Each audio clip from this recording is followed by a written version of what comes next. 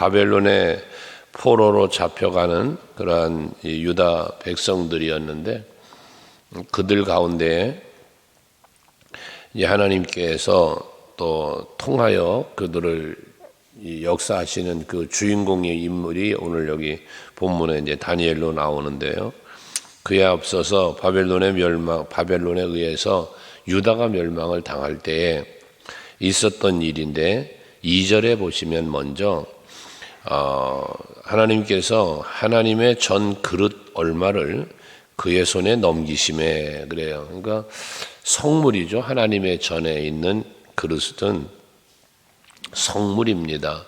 성물인데 이 성물을 그들의 손에 넘기셨다라는 표현을 하고 있는데, 하나님의 전에 있어야 하는 것들이죠.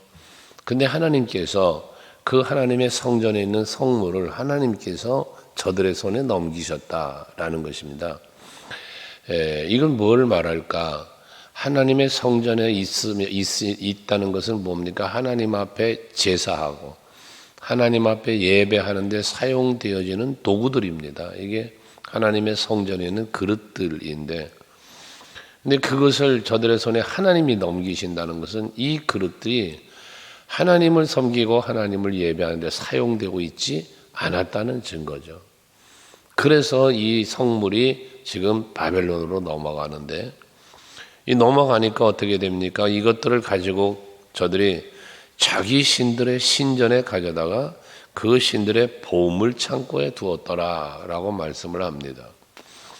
저들은 그 성물을, 이 성물로는 금으로 만들고 은으로 만들고 그런 것들이잖아요. 동으로 만들고만 이런 성물들인데, 이것을 저들이 가져가니까 보물에 불과했대. 보물 창고에 두었더라. 그들에게는 보물이었다는 거예요. 세상의 어떤 재물의 그냥 한 부분으로 생각해서 갖다 두었다는 이야기거든요. 성물이라 하면 하나님을 섬기는 일에 사용되어져야 할 그릇인 건데, 이 하나님 앞에 사용되어지는 그릇이 되어야 하는데 그 그릇이 그냥 세상 보물이 되어서 창고에 들어가 버리는 이런 일이 일어났다는 이야기거든요. 여러분, 우리가 신앙생활하면서 여러분들이 성도라는 이름을 우리가 갖고 있잖아요. 성도. 물론 거룩한 물이라 이런 의미를 갖고 있어요.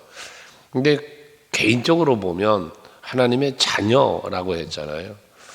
그렇다면 우리들이 살아가는 삶의 목적, 우리들이 살아가면서 하나님 앞에 쓰임받는 자들이 되어야 되는데, 하나님께 쓰임받는 자, 이 하나님께 쓰임받는 것 중에는 하나님의 영광을 위해서 사는, 하나님이 보시기에 합당하고 하나님이 무엇인가 하시고자 하는 일에 세움을 입고 쓰임받는, 이게 성도란 말이거든요. 이게 하나님 자녀인데, 그런데 하나님의 영광의 자리에 있지 못하고 하나님의 뜻을 이루는데 사용되지 아니하면 그냥 세상 사람과 다를 바 없는 그냥 하나의 인간으로 끝나버린다 그 말입니다.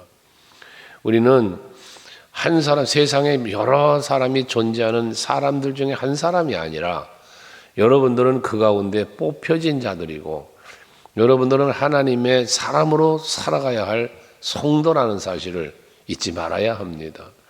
우리들의 삶의 터전은 어디여야 되느냐? 임마누엘, 여호와와 함께, 예수와 함께라고 하는 이런 삶이 이루어져야 한다는 거예요. 안 그러면 그의 손에 넘겨주셨다는 것처럼 하나님은 넘겨주시는, 하나님 앞에서 넘겨주는 자가 되는 게 아니라 품에 안기는 자, 주께로 가까이 나오게 하는 자가 되어야 한다는 의미입니다. 오늘도 하루를 사실 때 성도답게 살아가는 하루가 되시길 바랍니다. 그것이 하나님께 영광이 되는 거고, 여러분들에게 또 더 큰 은혜를 베풀어 주시는 은혜를 받게 되는 거니까요. 그러면서 3절에 보면 이제 많은 사람들이 끌려가는데, 포로로 잡혀가는데, 그 가운데 이스라엘 자손 중에서 왕족과 귀족 몇 사람이라고 그랬어요. 왕족과 귀족. 그들 중에 몇 사람을 뽑는 거죠. 이렇게 뽑는 건데, 그 뽑히는 가운데 뽑힌 사람들이 다니엘이 그 가운데 있는 거예요. 하나냐도 미사엘도 아사랴도 거기에 있는데, 거기 보면 그들을 그냥 왕족이라고 귀족이라고 다 뽑는 게 아니라 왕족 중에도 귀족 중에서도 4절에 보면 흠이 없고 용모가 아름다우며 모든 지혜를 통찰하며 지식에 통달하며 학문에 익숙하여 왕궁에 설만한 소년을 데려오게 하겠다. 여기 나열된 것들, 흠없다, 용모가 아름답다, 모든 지혜를 통찰한다, 지식에 통달하다, 학문에 익숙하다 라고 하는 이러한 조건을 이야기하는 거거든요. 이런 사람들을 뽑았다는 거예요. 특별히 포로들 중에서도 왕족과 귀족 중에서 이런 조건을 가진 사람을 뽑았다는 이야기거든요. 택하였다는 거예요. 세상의 임금 왕, 그런 나중에 그들은 왕 앞에 서게 할 것이다 라고 했는데, 세상의 왕도 이렇게 흠없는 사람, 뭔가 좀 남들보다 특이하게 뛰어난 사람, 이런 사람들을 뽑아서 자기 앞에 서게 했다는 이야기거든요. 그러니까 우리가 이거 신앙적으로 들어와서 생각해 보면, 그럼 하나님 앞에 설 자 누구겠냐 그런 말이에요. 하나님 앞에 설 사람은 누구겠느냐. 여러분들이, 우리가 다 많은 성도가 있어요. 많은 사람이 있고 그 중에 많은 성도가 있고, 그 성도들 중에도 빼어난 사람, 하나님이 찾을 때에 그 중에도 뽑혀질 만한 사람, 이런 우리들이 되어야 되지 않겠냐는 거죠. 성경에 보면 뽑혀진 인물에 대한 이야기가 많이 나오는 거 아니에요? 뽑혀진 인물. 시대적으로 보면 창세기에서도 대표적인 인물, 출발할 때 히브리서에 보면 믿음의 선진들의 이름이 쭉 기록되어 있잖아요. 거기 뽑혀진 이름들, 아벨이 뽑혀지고 노아가 뽑혀지고 막 이런 뽑혀지는 인물들이 이렇게 있잖아요. 에녹이 뽑혀지고 아브라함이 뽑혀지고 이렇게 뽑혀지는 인물들. 근데 그 인물들을 히브리서에 뽑혀진 인물들을 거기서 이름만 볼 게 아니라 그들이 과연 왜 뽑혔느냐를 한번 가서 살펴보면, 그 뽑혀진 인물들의 공통점이 있다면 그것은 다른 이들보다 믿음이 특별했다. 특별한 믿음이 있었다는 것이거든요. 또 물론 특별한 믿음만 있는 게 아니라 특별한 은혜도 입은 거죠. 하나님께 은혜를 입었더라. 노아도 그랬던 것처럼 특별한 은혜를 입은 거예요. 그런데 그냥 하나님이 그들을 은혜만으로 뽑은 것이 아니었다는 사실을 보여주잖아요. 다윗 같은 경우에도 8 형제 중에서 뽑혀지는데, 그 뽑혀짐을 보면 하나님의 마음에 맞는 사람이라고 그랬어요. 여기 본문에 보면 용모도 아름답다, 흠이 없다 뭐 이랬는데, 그 이새의 아들 중에 큰아들이 왔을 때에 사무엘은 그걸 보고 와, 용모가 뛰어나다 하며 이 사람인가 하고 하나님 앞에 물을 때 아니다. 하나님은 사람을 외모로 보지 않는다. 그 중심을 보시는 분이다. 이런 말씀을 하시잖아요. 그러고 보신 게 다윗이에요. 저 내 마음에 맞는 사람이다. 그에게 기름을 부어라. 이래서 다니엘이 뽑혀진 거 아닙니까? 예수님의 제자를 택하심도 마찬가지죠. 12명의 제자를 다 뽑으실 때 세리도 뽑고 어부도 뽑고 이래 뽑잖아요. 선지자들이 시험을 받는데 뽕나무 밭에서 일하다가도 시험을 받고 소를 몰고 밭에 가다가도 뽑히고 이러는 것, 이 하나님의 은혜이며 또한 태움을 힘들 때 하나님을 향한 믿음에 대한 이런 것들을 보여준다고 말이에요. 그럼 오늘날 우리들이 하나님 앞에 특별하게 뽑히는 자들이 되려면, 여기 나열하고 있는 흠없다, 용모가 아름답다, 뭐 지혜가 통찰하다, 지식이 통달하다, 이것을 세상 기준으로 볼 것이 아니라 우리가 영적인 기준으로 한번 놓고 생각을 해보면, 우리는 영적으로 좀 하나님 앞에 세움을 입을 것에 대한 생각을 해보니까, 그렇다면 오늘 우리들도 마찬가지 흠이 없어야 된다는 거죠. 하나님 보시기에 흠이 없는 자가 되어야 하는데, 어떻게 흠이 없는 자가 되느냐? 내가 세상에 흠 없는 자가 어디 있겠어요? 흠이 없어지려니까 예수 보혈의 은혜를 힘입지 않고는 흠 없는 자가 될 수 없는 게 우리 인간이란 말이죠. 그러니 예수 십자가, 어제 수요 예배 때도 말씀을 묵상한 바지만, 예수 십자가의 은혜로 내가 죄 사함을 받았고 정결케 되었기에 우리는 죽은 자 가운데서 예수와 함께 다시 살아난 자가 되었다 그랬잖아요. 새 생명을 얻었고 새로운 자가 되었다는 거. 그 은혜를 은혜로 아는 사람, 이 사람이 흠없는 사람이에요. 내가 의인처럼 살아갈 수 있다면 뭐 그게 흠이 없겠지만 우리는 그러지 못하잖아요. 의인은 없나니 하나도 없다는 말씀처럼. 그러므로 우리는 예수 십자가의 은혜를 은혜로 알고 감사하며 사는 사람, 이게 흠없는 사람이라는 거예요. 또 아름답다, 용모가 아름답다. 그 용모가 아름답다는 건 거룩함으로 생각할 수 있는 거예요. 거룩함. 옷이 더럽혀지지 않은 사람, 그래서 꼿꼿한 거룩한 세마포 옷을 입은 사람, 이 용모가 아름다운 거예요. 거룩한 사람, 거룩한 예복을 입은 사람. 그래서 로마서 6장에 거룩함에 이르는 열매를 맺자, 이런 표현도 하는 거고요. 시편 29편에서도 거룩한 옷을 입고라는 표현을 하는 거예요. 우린 그런 사람들이 돼야 된다는 거지. 그 지혜를 통찰한다, 지식을 통달한다. 이건 여호와를 경외하는 자의 삶을 잠언서에서 말씀하죠. 여호와를 경외하는 것이 지혜와 지식의 근본이다 라고 말하니까요. 결국 하나님 예수 십자가의 은혜를 받고 그 은혜로 정결하게 되어지고 또 그 은혜를 믿는 믿음으로 하나님 앞에서 거룩한 삶을 살아가는, 그러면 여호와를 경외하는 사람, 이 사람이 뽑혀지는 자가 된다는 거예요. 그 사람이 마지막 예수 앞에 서는 거요, 보좌 앞에 나아가는 자가 되어진다는 것입니다. 어쨌든 그러나 이들은 지금 뭐 하는 거예요? 왕, 바벨론이라는 나라를 위하여 일할 사람을 뽑는 거야. 왕 앞에 설 자. 그런데 그들에게 그러기 위해서 뭐 했습니까? 세상 학문을 가르치는 거예요. 바벨론의 학문을 가르치는 거예요. 갈대아 사람들의 교육을 가르치는 거예요. 세상 것을 가르치는 거예요. 사실 말해서.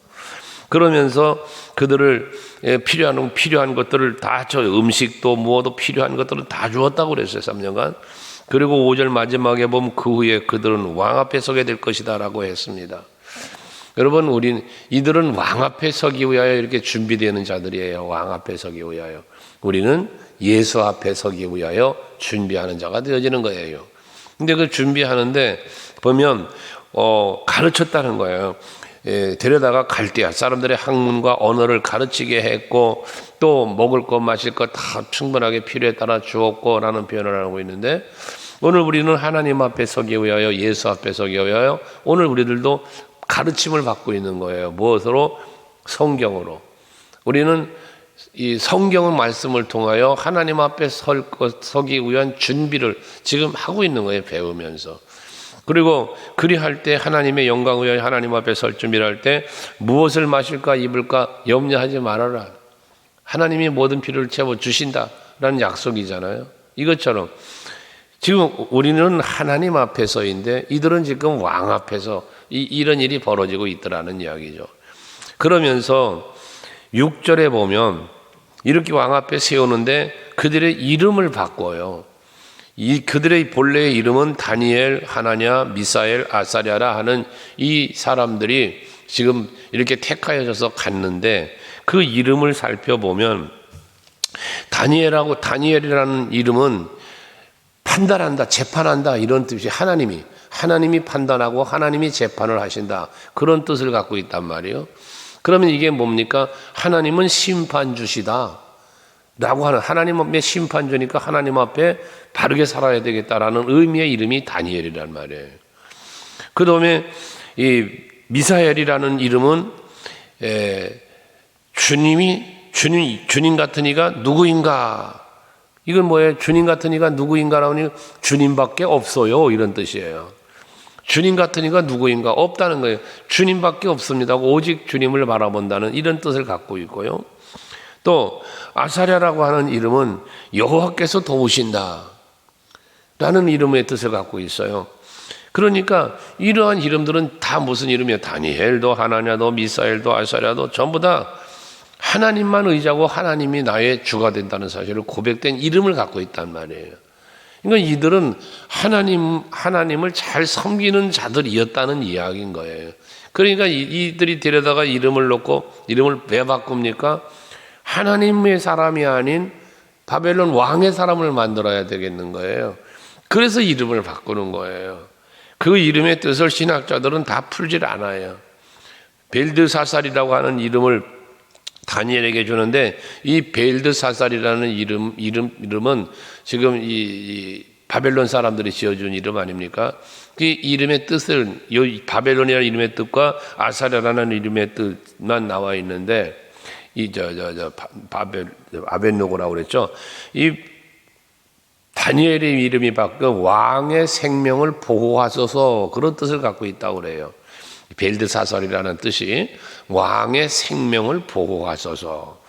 그러니까 지금 이 다니엘을 하나님이 심판하신다는 이름을 갖고 있던 이름이 왕의 생명을 보존하소서라는 이름을 바꿔서 왕을 수종드는 자로 만들어 버렸다는 이야기예요. 그리고 이 뒤에 아사랴를 아벳느고라고 했는데, 이 아벳느고라고 하는 뜻은 느고의 종이라, 그런 뜻이에요. 느고는 우상이에요, 우상.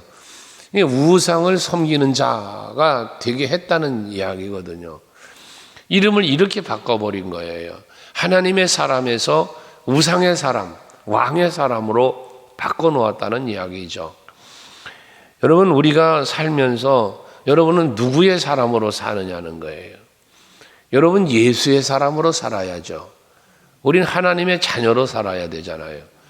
그런데 세상 속에 살아가는, 세상에 빠져 살아가는 수식어가 하나님의 사람이 돼야 되는데, 여러분 직분 받았잖아요. 그 직분의 사람으로 살아가야 되는데 우리는 그건 잊어버리고 세상 속 사람으로만 살아가려고 한단 말이에요.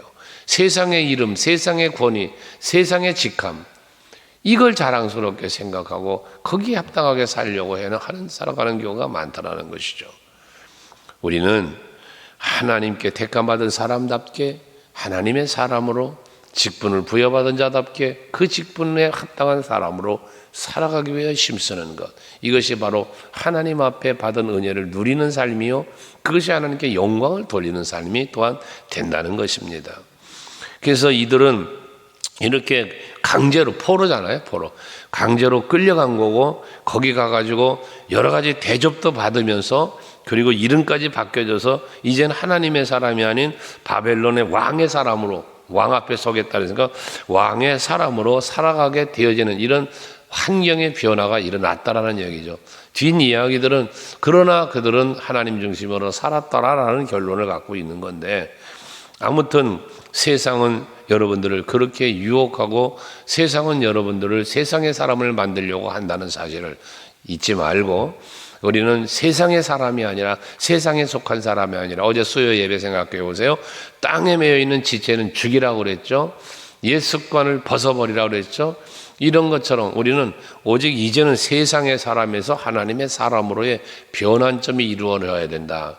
근데 여기 이제 반대를 만들려고 하는 거니까 우리는 반대적인 사람이 되어서는 아니 되겠다라는 오늘 아침의 말씀을 잘 기억하시고, 오늘도 하나님의 사람답게 살기 위하여 힘쓰시는 여러분 모두 되시기를 바랍니다. 특별히 하나님 앞에 서는 준비, 하나님 앞에 우리는 설 거니까 그 하나님 앞에 설 준비를 잘 하시면서 오늘도 살아서 하나님께 영광 돌리시고, 또한 그로 인하여 베푸신 하나님의 은혜가 여러분들에게 풍성히 임하시는 그런 복된 하루가 되시기를 축원합니다.